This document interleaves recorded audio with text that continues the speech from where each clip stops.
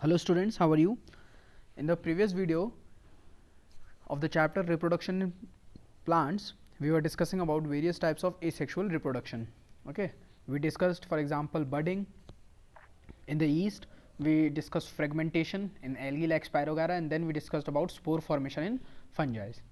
Okay, so I hope all these are clear to you. I told you different, there may be a single bud developing on a body, or there may be multiple buds developing on the body. A spore, they are formed during unfavorable condition, they are they are resistant to whether it is high temperature or winds, and when the favorable condition comes, they grow and mature. Okay, in this video we will be discussing the sexual reproduction in plants. So let's start the sexual reproduction in plants. The flowers of a plant are its reproductive organs that participate in sexual reproduction process. Okay, the flowers of a plant are its reproductive organs that participate in the sexual reproduction process. When we are discussing in the first video of this chapter, I told you, okay, vegetative part and the reproductive part. So the flower comes under the reproductive part. The male reproductive part of the plant are called stamen, whereas the female reproductive part of a plant are called pistil. Clear?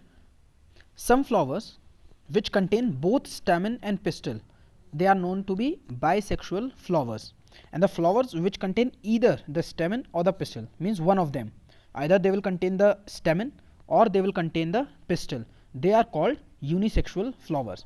Now you can see the word uni and bi. Uni means single and bi means double.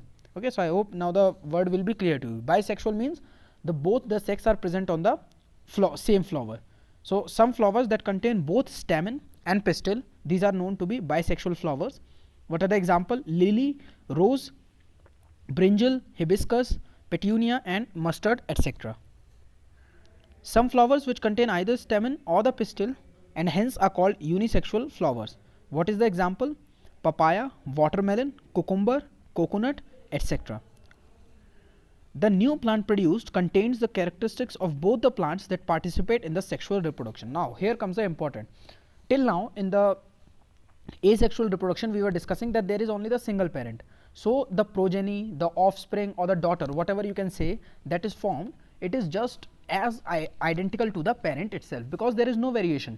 But as we talked about the sexual reproduction, what happens here, as there two parents are involved, whenever there are two parents involved, so the characteristic of both the plants or both the parents, they participate in sexual reproduction, and that's why we can say that the new plant or the new progeny or the new offspring that is born or that is produced, it contains the characteristic of both.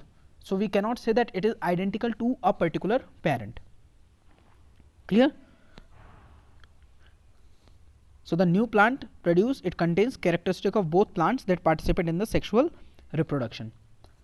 The stamen consists of anther that has pollen grains, and these pollen grains produce male gametes. Okay, now see the main things responsible for the reproduction are the gametes. There are male gametes and there are the female gametes. Okay, the fusion that we will be talking about, the fertilization process, the fusion process occurs between these two, the male gametes and the female gametes. So these are the most important part for the reproduction. Okay, so the male part, as you know, male reproductive part is anther. It has pollen grains. These pollen grains produce male gametes. You can see the anther, okay, filament through which anther is attached, and inside the anther you can see the magnified structure, that is pollen sacs are present, and inside these pollen sacs there are pollen grains. Okay, and these pollen grains produce male gamete which result in the fertilization with the female gamete. As you know, the female reproductive part was the pistil. The pistil consists of three parts: stigma, style and ovary. Stigma, it is a sticky surface where pollen grains get attached. Style, tube like structure which connects the stigma and the ovary. And the ovary, it contains egg in which female gametes or eggs are formed. Very important. Now male gametes are all formed in anther, whereas the female gamete are formed in the pistil. Okay, so pistil contains three parts: stigma, style and ovary. It is a sticky surface. What is the stigma? It is a sticky surface where pollen grains get attached. Style, it is a tube like structure which connects the stigma and the ovary, and the ovary, it contains eggs in which female gametes are formed.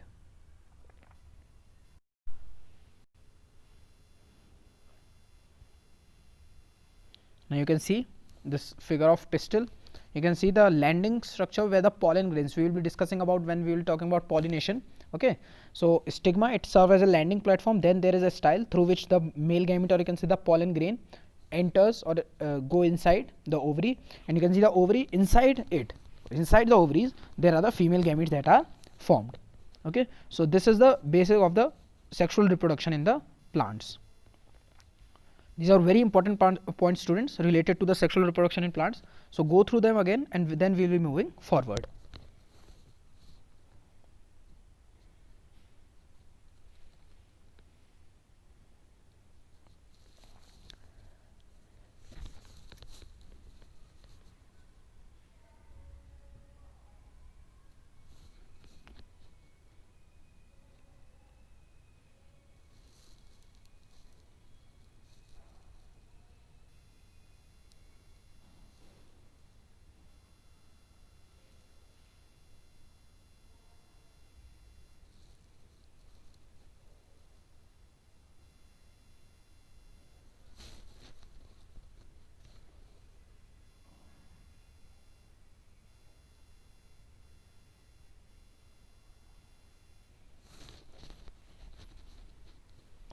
Clear, students? Next, how the male gamete reach the female gametes in the plants. Very important topic.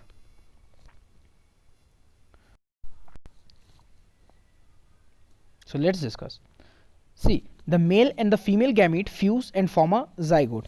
I told you, whenever the life starts, the first and the foremost thing is the formation of the zygote. Okay, in the human beings also, the first cell that is formed is the zygote, and zygote starts the new life. So the male and female gamete fuse and form zygote. Now before their fusion, the male and female gametes need to come in contact.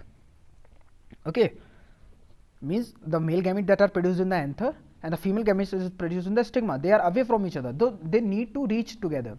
So what happens there is that the female gamete is non-motile, means it cannot move, but the male gamete is motile. Okay, so it can be transported and then it reaches the female gamete. So let's see. The male gametes reach the female gametes by the process of pollination. So the process by which the male gametes reaches to the female gametes, that process is known to be pollination. The pollen grains have a tough covering which allows them in surviving different climatic conditions. I hope you understand why there is a tough covering. See, because the pollen grains need to travel. Okay, whether they travel through air, through water, or with the help of an insect or animals, whatever. So because of that, they have a tough covering which allows them surviving in different type of climatic condition. Due to their lightweight, we are talking about pollen grains. Due to their lightweight, winds and water often carry them away to different plants. Sometimes the pollen grains also get attached to insects which carry them to different flowers. Clear? So because the pollen grains are very lightweight, so they can be carried away by the winds as well as water and carried to different plants. Different plants, we are saying, of the same species, means the plant need to be the same, but it should need to be the different one. Okay, the different plant of the same species.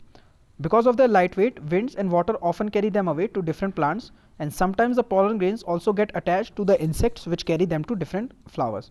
Because when they will be transported with the help of water and winds, then they will be seeing different climatic conditions. So to save themselves, they have a tough covering.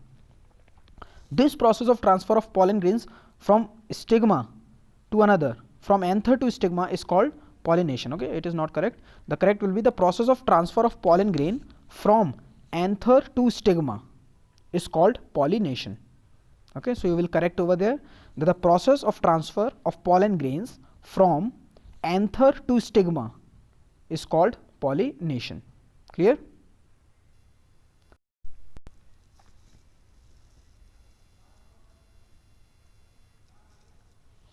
Now you can see there is a parent 1 and parent 2. These, see, it is written same species.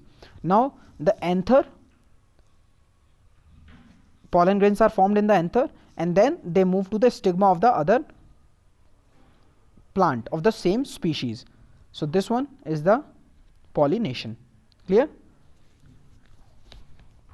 And it can also happen that the pollen grain from the anther can land on the same stigma.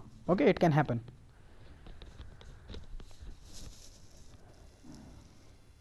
Okay, there are two types of pollination: self pollination and the cross pollination. As the word suggests, it is very easy to understand. Self pollination: when the pollen grains land on the stigma of the same flower, it is said to be self pollination, or another name of the self pollination is autogamy. When the pollen grains from the same anther or from the same flowers land on the stigma of that flower only. Okay, so stigma of the same flower, so that is the self pollination.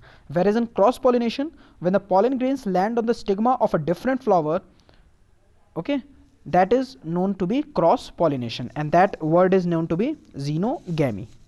Clear? See, sometimes what happens, pollen grain does not know where it has to land. If it lands on a wrong flower, for example of different species, then the fertilization process will not occur, because there is certain chemical method by which plant can recognize whether this pollen grain is our own or not. Okay, so germination or the fusion will only takes place unless and until the pollen grain is of same type or of the same species. Clear? So it may happen, you may ask the question, what will happen if the pollen grain lands on a different flower? So there is no effect. Due to chemical composition, the pollen will be rejected and there will be no fertilization. Okay.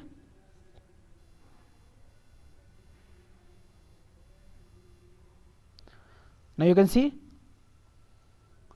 self pollination and the cross pollination. See, two flowers, if they are present on the same plant and then there is a motion, self pollination from same plant but different flower. Okay, self pollination may be of two types. It may be within the same flower, it is also self pollination, and if it between two flowers but on the same plant, that is also self pollination. What is cross pollination? Cross pollination is the pollination on different plants altogether. Okay, but same species, remember that, same species. Okay, from one, if I label that A and B, so cross pollination is A to B. And what is self pollination? They may be of two type. For example, if we are talking about A, so if the pollen grain are moving on the same flower, then it is also self pollination, or different flower but of the same plant, then it is also self pollination. Clear? So this was about self pollination and the cross pollination. Clear? So in the next video, students, we will be discussing about the fertilization process. Till then, you should study it again. It is very important process. Okay, take care of yourselves, stay inside your house, keep studying. Thank you and have a nice day.